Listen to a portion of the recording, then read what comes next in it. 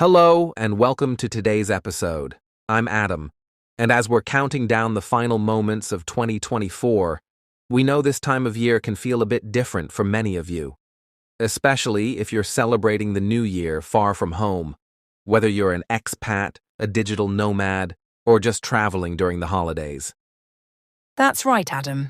While the new year is usually a time for gathering with family, sharing traditions, and feeling a sense of belonging, being away from home can bring its own mix of challenges and opportunities. But here's the thing.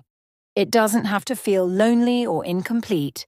In fact, it can be one of the most transformative and memorable experiences of your life.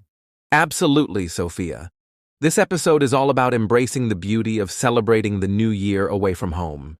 We'll be sharing practical tips, creative ideas, and even some heartfelt stories to help you make the most of this unique situation. Because let's face it, 2025 is coming, and it's a fresh start no matter where you are. Exactly. Maybe this is the year where you create brand new traditions, discover local customs, or take a moment to reflect on your personal growth. Today we'll cover everything from how to stay connected with loved ones back home to embracing local festivities and even celebrating solo with purpose and joy.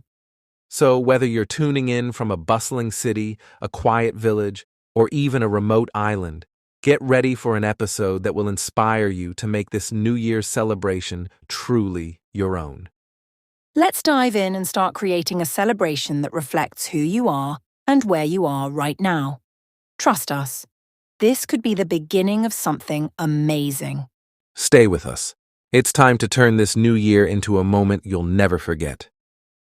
Let's kick things off by addressing something I think a lot of people feel but don't always talk about. Celebrating New Year's away from home can feel different, and not always in the way we expect. You know, New Year's is one of those holidays that's deeply personal. It's tied to traditions, family, and familiar routines. When you're away from home, whether it's because you've moved to another country, you're traveling, or you're just in a transitional phase, that connection to the familiar gets disrupted. Suddenly, what felt predictable and comforting becomes something new, and that shift can stir up a lot of emotions. Absolutely, Adam. I think we all build these little rituals around New Year's that ground us, even if we don't realize it. For some, it's the way their family comes together to cook a special meal. For others, it's a quiet moment of reflection before the clock strikes midnight. And then, of course, there are the bigger cultural traditions, fireworks, music, that countdown with friends and family. When you're away from all of that, it's like this strange mix of emotions creeps in. You're excited about being somewhere new, but at the same time, there's this undercurrent of longing for what you're used to. It's as if the absence of those familiar moments makes you appreciate them even more. I couldn't agree more. I remember one New Year's Eve I spent in Tokyo. The city was absolutely electric. The streets were packed, the countdown was unlike anything I'd ever seen, and yet, in the middle of all that energy, I felt this pang of homesickness. Back home, my mom would be making her signature New Year's casserole, and my best friends and I would be huddled around the TV, laughing at the ridiculous resolutions we always made but never kept. And in that moment, I realized New Year's wasn't just about celebrating, it was about the people and traditions that... I think so many people can relate to that. For me, it was a New Year's Eve in Argentina. I was traveling solo, and the locals had this incredible tradition of burning effigies to symbolize letting go of the past year. It was so powerful watching these beautiful symbolic sculptures go up in flames. But at the same time, I couldn't help but think about how, back home, I'd be sitting with my family, talking about our highs and lows of the year while sipping hot cocoa. It's like you're caught in this tension between wanting to immerse yourself in the new experience and missing the comfort of the old. Exactly. And I think that's why celebrating away from home feels so different. It's not just about the geography, it's about the emotions tied to those familiar moments. You're in this space where you're both celebrating and reflecting, and sometimes that reflection brings up nostalgia, even sadness. And that's okay. It's normal to feel a mix of emotions. The key, I think, is recognizing that those feelings are part of the experience. Yes, and I'd add that it's also about reframing those emotions. Instead of seeing them as a loss, what if we viewed them as an opportunity? An opportunity to honour what we love about our past traditions while opening ourselves up to the new ones we can create. It's like this beautiful reminder that every New Year's celebration is a new chapter in our story. And just because this chapter is different doesn't mean it's any less meaningful. In fact, it might be the one that stands out the most when you look back. That's such a great perspective, Sophia. And, it's worth mentioning that sometimes those feelings of homesickness or nostalgia can actually deepen our connection to home. When you're in a new place, you start to realize how much those little traditions and moments matter to you. And while it's okay to miss them, it's also an opportunity to create something equally meaningful where you are. Exactly. And that's the beauty of celebrating away from home.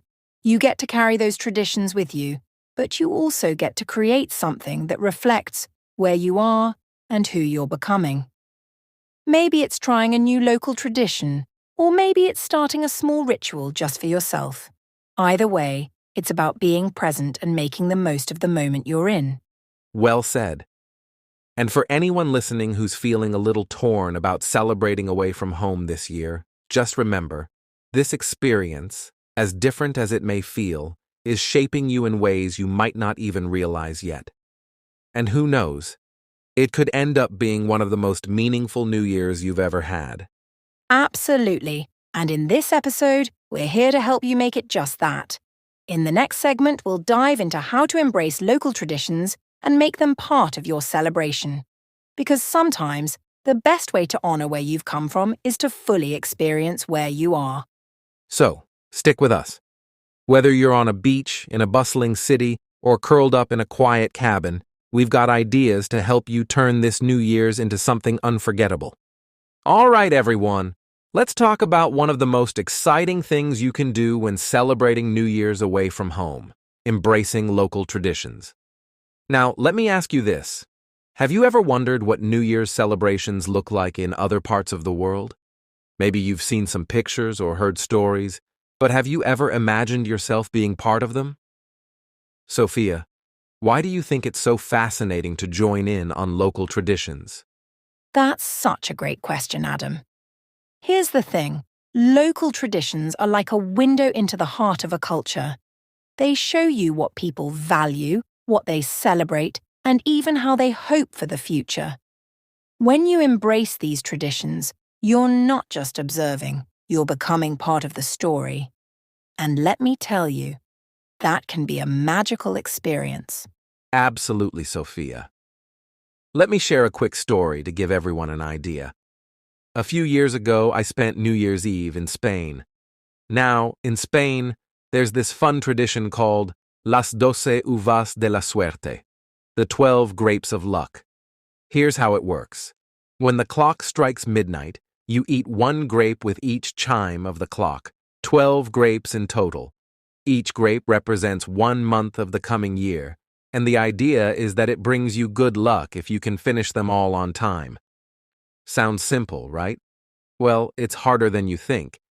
But what made it special wasn't just the tradition itself. It was the laughter, the shared moments, and the sense of unity with the people around me. Even though I wasn't with my family, I felt a connection that made the celebration unforgettable. That's such a wonderful example, Adam. And it's not just Spain. Every culture has its own unique way of welcoming the new year. When I was in Japan, I learned about Joya no Cane. It's a Buddhist tradition where temples ring their bells 108 times at midnight to cleanse people of the 108 earthly desires and bring in a fresh start. I didn't know the language well at the time, but standing there with hundreds of others, listening to the bells echo through the night, it gave me chills. It made me feel like I was part of something so much bigger than myself. Wow, Sophia, that sounds amazing. And for our listeners who are learning English and exploring new cultures, participating in local traditions can also be a great way to practice your language skills.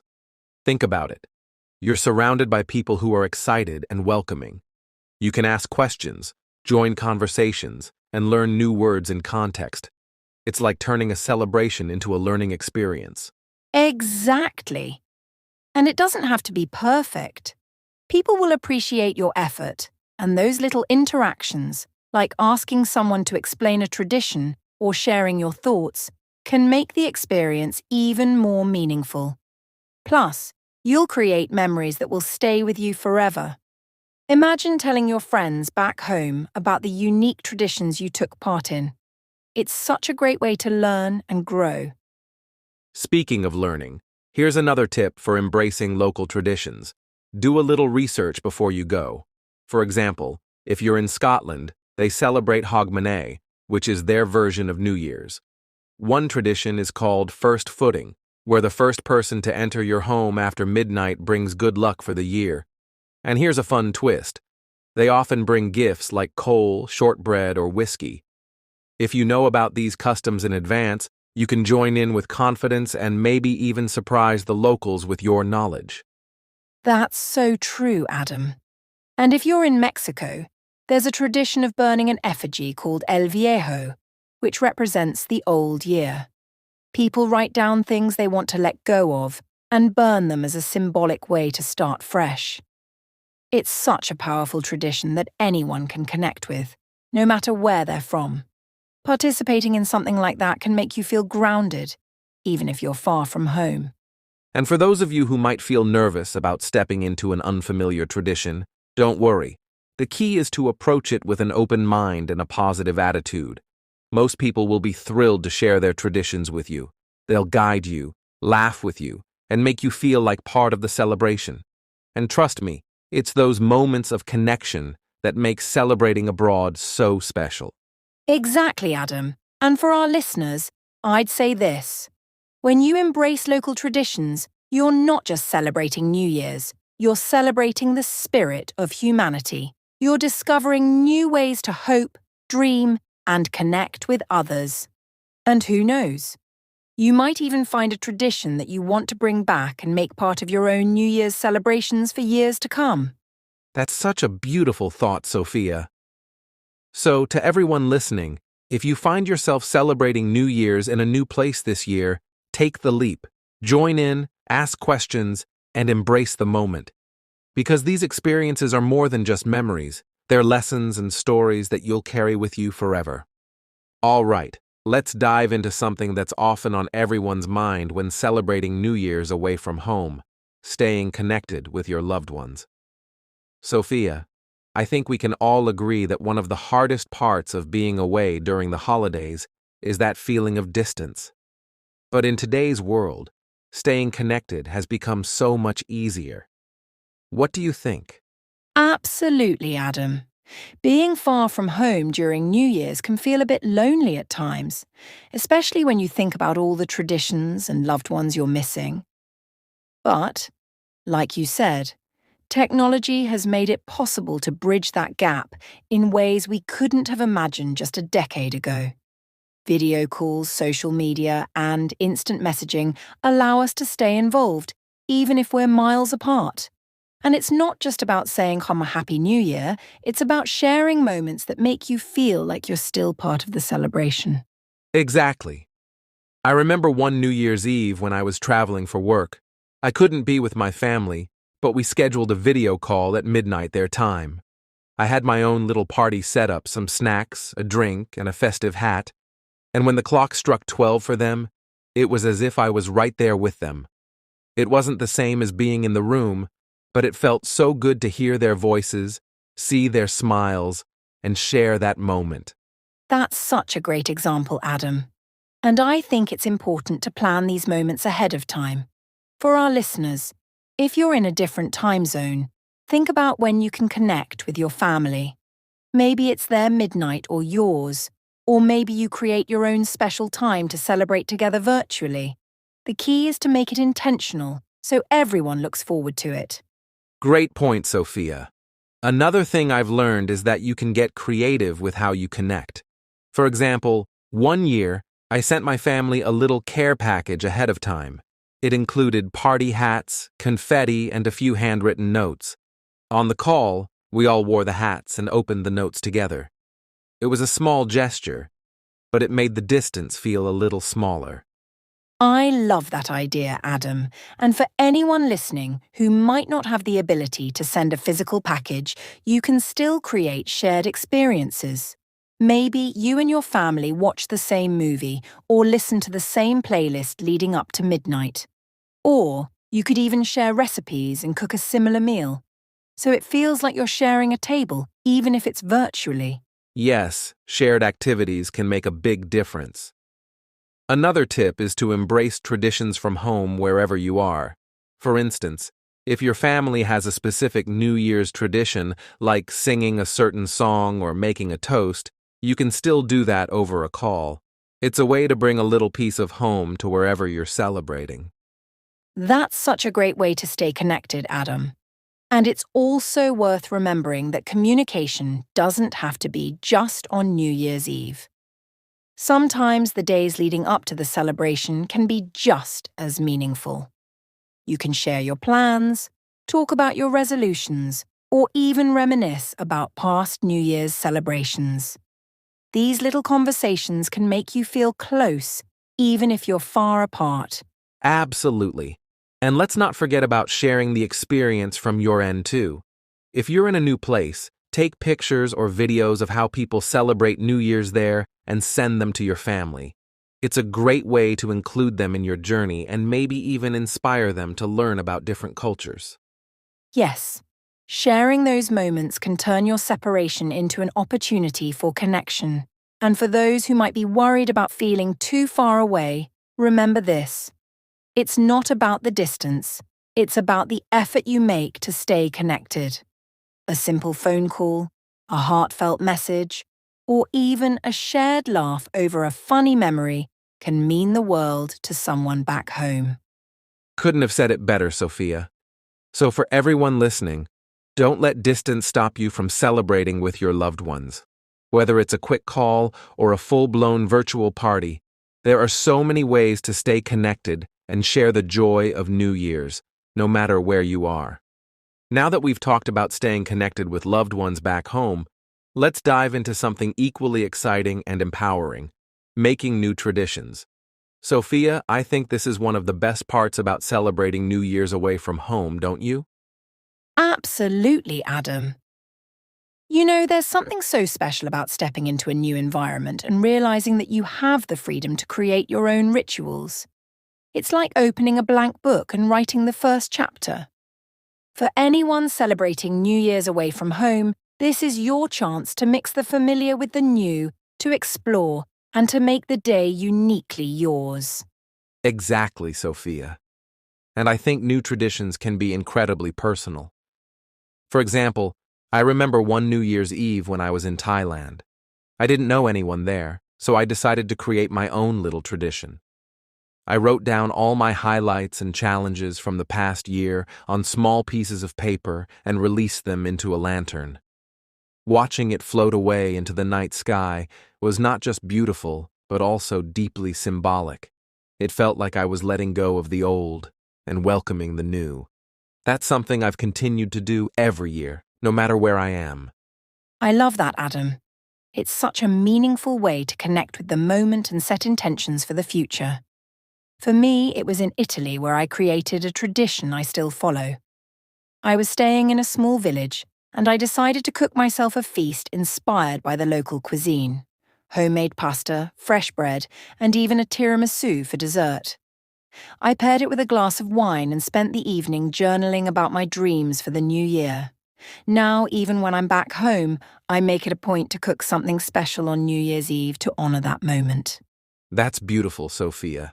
And it goes to show that new traditions don't have to be extravagant or complicated. Sometimes, it's the simplest gestures that stick with you the longest. For our listeners, think about what brings you joy or peace. Maybe it's taking a long walk at sunset, watching the first sunrise of the year, or even creating a playlist of your favorite songs to listen to at midnight. These small acts can become traditions that ground you, no matter where you are. Exactly. And here's another idea. Involve the people around you. If you're traveling with friends or even strangers at a hostel, you can create a shared tradition. Maybe you all write down your New Year's resolutions and share them around a campfire, or perhaps you start a group toast at midnight. These collective moments can turn into memories you'll cherish forever. I love that idea, Sophia. And for those who might feel a little shy or unsure about starting something new, remember that traditions have to start somewhere. Every big tradition we know today began as a small idea. The key is to make it meaningful to you. Maybe it's volunteering at a local shelter, taking a photo at the same spot every year, or even spending the evening in quiet reflection with a good book. That's such a great point, Adam. And let's not forget about blending traditions. If you're away from home but still want to feel connected to your roots, you can combine your family's customs with something new. For instance, if your family always lights candles for New Year's, you could do that but in a new setting, maybe at a beach or a mountain lodge. It's about honoring your past while embracing your present. Beautifully said, Sophia. And for our listeners, don't be afraid to think outside the box. Sometimes the most unexpected moments become the best traditions. I once met someone who celebrated New Year's by writing a letter to themselves, detailing their hopes, goals, and dreams for the year ahead. They'd seal it in an envelope and read it the following year. I thought that was such a powerful way to reflect and grow. That's such a lovely idea, Adam. And it's a reminder that traditions don't have to be set in stone. They can evolve and grow with you. The most important thing is that they bring you a sense of joy, comfort, and purpose. So, to our listeners, what will your new tradition be this year? Think about it, try it, and let it become part of your story. Now, Sophia, let's shift gears a bit and talk about something that's practically synonymous with New Year's: reflection and goal setting. It's a time when many of us pause to look back on the year that's passed and plan for the one ahead. But let's be honest, it's not always as easy or as inspiring as it sounds, right? That's true, Adam. Reflection and goal setting can be daunting, especially if the year didn't go as planned. But I also think it's one of the most powerful practices we can engage in. It's about giving yourself credit for your growth, learning from your challenges, and envisioning a future you're excited to step into. For our listeners, this doesn't have to be a heavy or overwhelming process. It can be as simple as asking yourself a few meaningful questions. Exactly. And let's break this down for everyone. Sophia, when you reflect on a year, how do you start? What's your process? I like to start by looking at the positives first. I ask myself, what were the highlights of my year? What moments made me feel alive, happy, or proud? These could be big milestones like landing a new job or small everyday joys, like a meaningful conversation or a beautiful sunset. Writing them down helps me see how much I've accomplished and appreciated throughout the year. How about you, Adam? I do something similar. I actually keep a wins journal throughout the year, where I jot down anything that feels like an achievement or a positive moment. At the end of the year, I review it, and it's always surprising how much I've forgotten about. It's a great way to start the reflection process on a high note. But after that, I also like to look at the challenges. What didn't go as planned? Where did I struggle, and what did I learn from those experiences? Yes, acknowledging the challenges is so important. I think sometimes people avoid this part because it feels uncomfortable, but it's where the real growth happens. When you identify what didn't work, you can figure out why and what you'd like to do differently. For example, maybe you struggled with time management or felt disconnected from friends. Recognizing those things gives you clarity for the year ahead. Absolutely.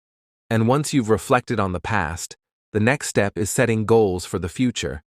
But Sophia, I know a lot of people feel overwhelmed at this stage. How do you approach goal setting in a way that feels exciting rather than stressful?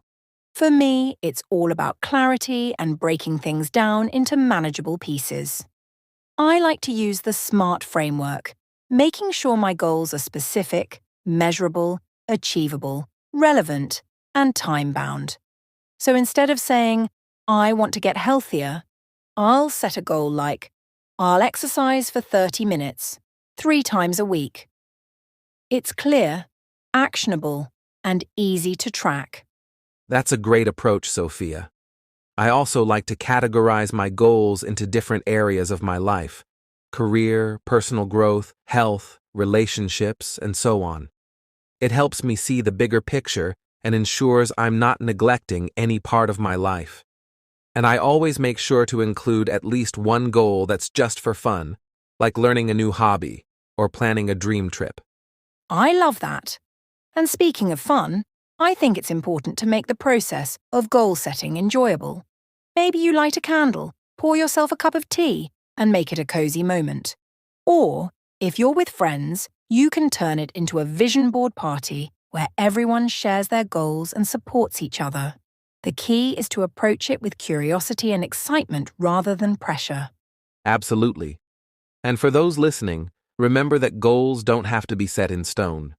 Life is unpredictable, and flexibility is key. It's okay to revisit and adjust your goals throughout the year. The point is to have a direction, not perfection. Exactly, Adam. And one more thing, celebrate your progress no matter how small. Every step you take toward your goals is worth acknowledging. It's not just about the destination, it's about who you become along the way. Well said, Sophia. Reflection and goal setting are like giving yourself a map and compass for the journey ahead. It's a gift to yourself, one that helps you step into the new year with purpose and confidence. All right, listeners, let's talk about a topic that's often overlooked but incredibly relevant: celebrating New Year's solo. Sophia, have you ever celebrated New Year's by yourself? I have, Adam, and I'll be honest, it felt a little strange at first. There's so much emphasis on big gatherings, parties, and being with others during New Year's that it can feel like something's missing if you're on your own. But you know what? Over time, I've learned that celebrating solo can be one of the most meaningful and enriching experiences. I love that perspective, Sophia. I think a lot of our listeners might be spending this New Year's alone, whether by choice or circumstance. And while it can feel lonely, it doesn't have to. Let's explore some ways to turn that solitude into something joyful and empowering. Absolutely, Adam. For starters, I think the key is to shift your mindset. Instead of thinking, I'm alone, try to see it as, I have this time for myself. It's a rare opportunity to reflect, recharge, and celebrate in your own unique way. Think about what brings you joy, whether it's cooking a special meal, watching your favorite movie, or simply enjoying the quiet. Exactly, Sophia. And here's an idea for our listeners. Use this time to indulge in something you truly love.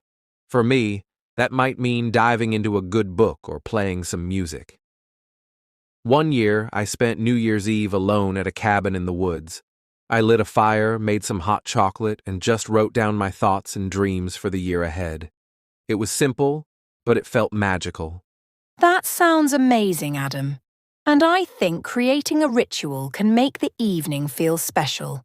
For instance, you could write down your favorite memories from the past year or list things you're grateful for. Then, at midnight, you could light a candle or do something symbolic to mark the transition into the new year. I love the idea of rituals, Sophia. Another thing I've found helpful is setting the mood. Just because you're alone doesn't mean you can't celebrate. Dress up, decorate your space, play some music, whatever makes it feel festive for you. Sometimes creating the right atmosphere can completely change your perspective.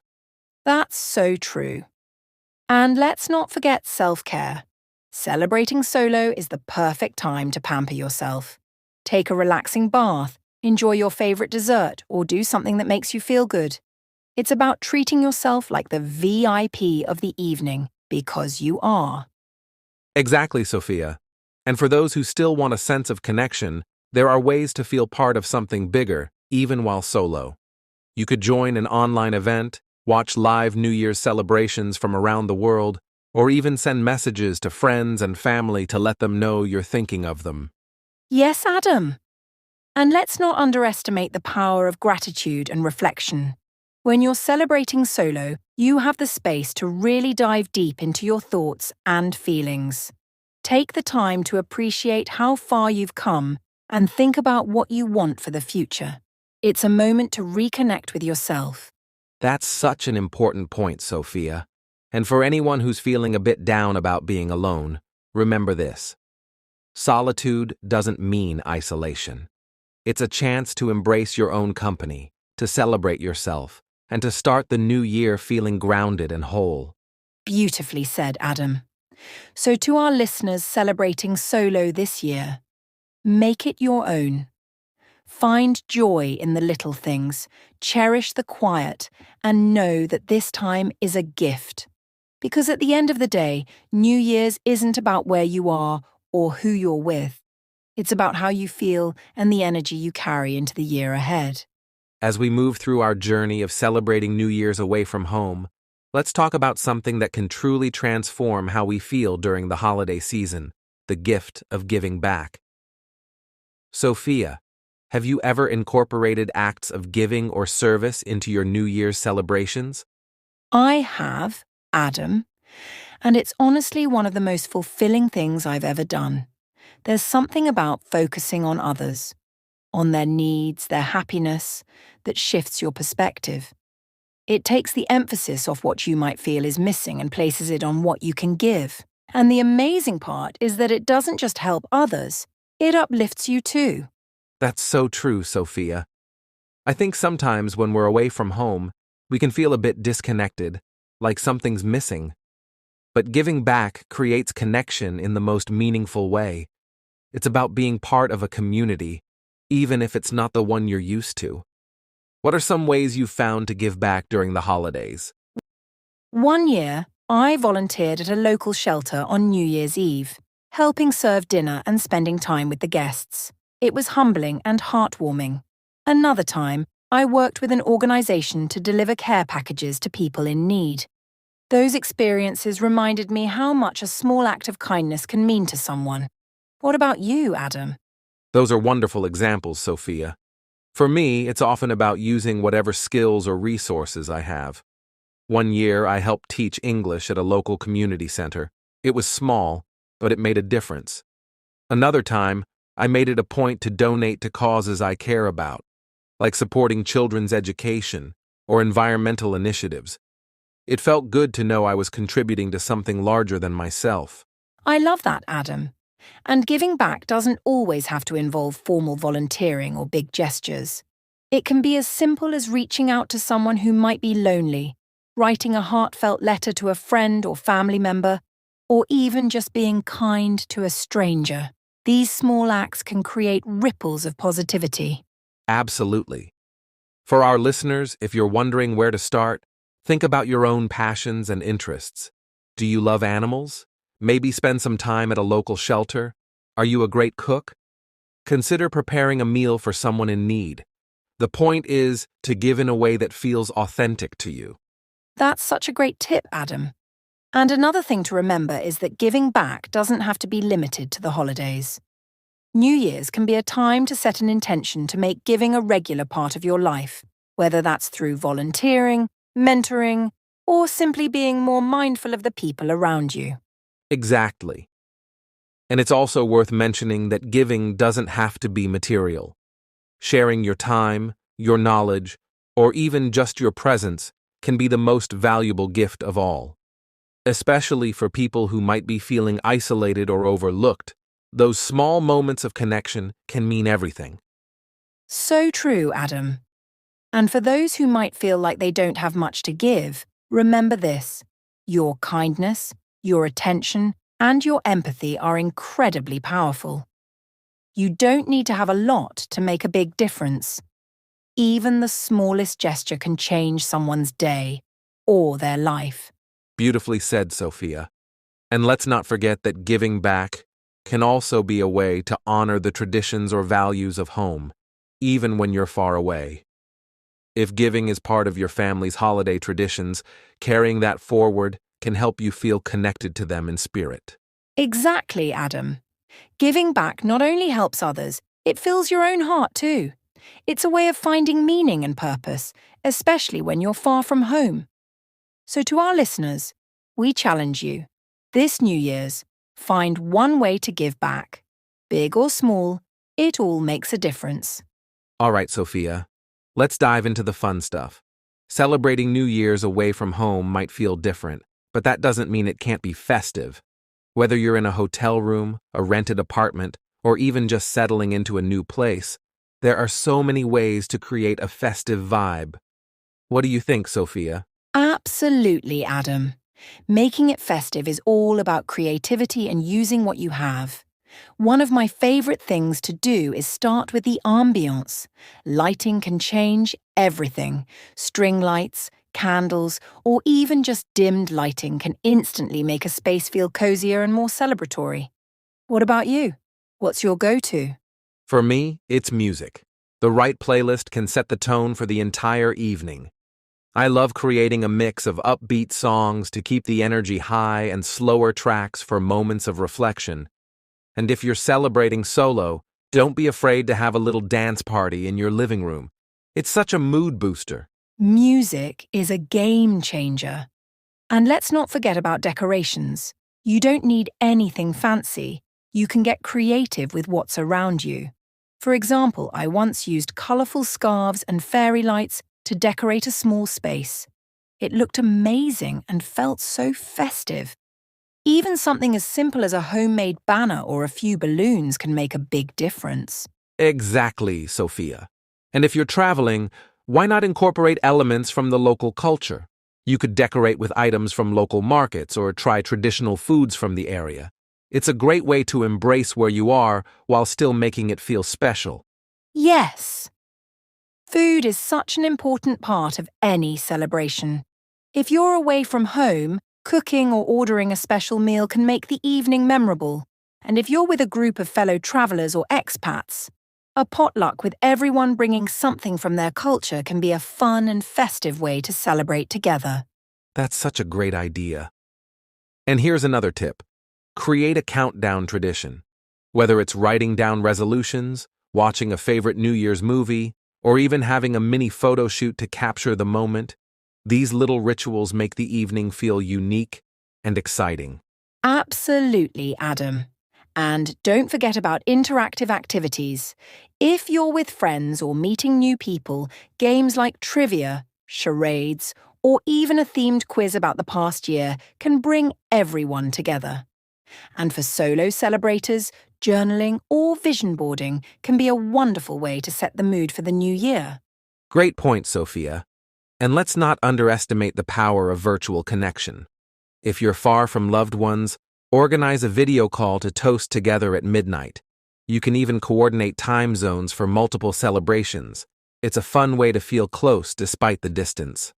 That's so true. Virtual celebrations have become so creative lately, with online dance parties, group movie nights, and even shared cooking sessions. There's no limit to how festive you can make it, even if it's through a screen.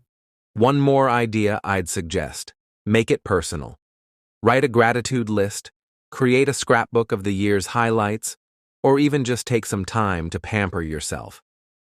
Celebrating New Year's is about marking the transition, and personal touches can make it so much more meaningful. Yes, Adam. And for those who want to feel festive but don't have much time or resources, even simple things like dressing up, pouring a glass of your favourite drink, or watching the fireworks online can make it feel special. It's the little things that create the magic. All right, Sophia. Let's tackle something that can be a real challenge for many people celebrating New Year's away from home. Homesickness. It's such a common feeling, especially during the holidays. But what I've learned is that gratitude can be a powerful antidote. What's your take on this? I completely agree, Adam. Homesickness is natural. It comes from missing the familiarity and love we associate with home. but gratitude shifts your focus from what's missing to what you have. It's like changing the lens through which you view your situation. Have you ever had a moment where gratitude helped you during the holidays? Definitely. I remember one New Year's Eve when I was far from home. I felt a deep pang of longing for my family. Instead of dwelling on it, I sat down and wrote a list of things I was grateful for. It started small, like having a warm place to stay and access to good food. But as I kept writing, I realized how much I had to be thankful for, including the experience of being in a new place and learning new things. That's such a great example, Adam. Gratitude really does have a way of grounding us. One thing I like to do is write letters to the people I miss. I don't even always send them, but the act of writing helps me process my feelings and also reminds me of how lucky I am to have those connections in my life. That's a beautiful practice, Sophia. I think another great way to counter homesickness is to reflect on the new experiences you're having. Even if you're far from home, you're gaining something unique, whether it's meeting new people, exploring a new culture, or just challenging yourself to grow in unexpected ways. Gratitude helps you see those opportunities. Absolutely. And let's not forget the power of memories. Homesickness often comes from the beautiful moments we've had in the past. Instead of feeling sad, we can feel grateful for those memories. They're a testament to the love and joy we've experienced. Looking at it that way can be comforting. Such a good point, Sophia. I also think gratitude can come from simple actions, like reaching out to loved ones. A quick call, a heartfelt message, or even sharing a funny memory can make you feel closer, even from miles away. Have you done anything like that? Definitely. One year I video called my family and we all made a New Year's toast together despite the time difference. It wasn't the same as being there in person, but it filled me with gratitude for the technology that allowed us to connect. It's those small moments that really matter. Absolutely. And for our listeners, another powerful practice is gratitude journaling. At the end of the day, write down 3 things you're grateful for. They don't have to be big. It could be as simple as having a good cup of coffee or hearing a kind word from someone. Gratitude is about finding joy in the little things. That's so true, Adam. And I'd add that gratitude doesn't just help with homesickness, it can change how you approach the entire holiday season. Instead of focusing on what you don't have, you're focusing on the abundance around you. It's such a powerful shift. It really is. And for those who might feel stuck, try this. Imagine what someone who doesn't have your experiences or opportunities might feel in your shoes. Sometimes, putting yourself in a different perspective helps you realize just how much you have to appreciate. Exactly, Adam. Gratitude also connects us to the present moment. When you're feeling homesick, your mind is often stuck in the past or yearning for the familiar. Gratitude brings you back to now, reminding you of the beauty in this moment wherever you are. Perfectly said, Sophia. So, to our listeners, if you're struggling with homesickness this New Year's, try leaning into gratitude. Reflect on the people you love, the experiences you're having, and the possibilities ahead. Gratitude doesn't erase homesickness, but it can transform it into something more manageable and even beautiful. And just like that, we've reached the end of today's podcast. Celebrating New Year's away from home can be a unique, sometimes challenging experience. But we hope today's conversation has shown you that it can also be deeply meaningful and joyful. Absolutely, Adam. Whether it's embracing local traditions, staying connected with loved ones, or finding gratitude in the little things, there are so many ways to make this New Year's special, no matter where you are. And remember, it's not about where you celebrate, it's about how you choose to celebrate. Exactly, Sophia. New Year's is a time for reflection, connection, and hope. It's an opportunity to let go of the past, embrace the present, and look forward to the future. And wherever you are in the world, you can create moments of joy and meaning that stay with you forever. And to our listeners, Thank you for spending this time with us. We know that being away from home can be tough, but we hope today's episode has given you tools, ideas, and inspiration to turn this New Year's into a memorable and positive experience. Before we go, we'd love to hear from you. How are you planning to celebrate New Year's this year? Do you have any tips or traditions you'd like to share? Reach out to us on social media or drop us a message. Your stories might just inspire someone else. Yes, please share your thoughts. And don't forget to subscribe to our podcast if you haven't already. We've got so many exciting topics lined up for the new year, and we can't wait to continue this journey with you. So, as we wrap up, let's raise an imaginary toast to the new year. Here's to new beginnings, cherished memories, and making the most of every moment, no matter where life takes us. Here's to a year full of growth, adventure, and gratitude. Happy New Year, everyone. Until next time, take care and keep shining. Happy New Year, everyone. See you in the next episode.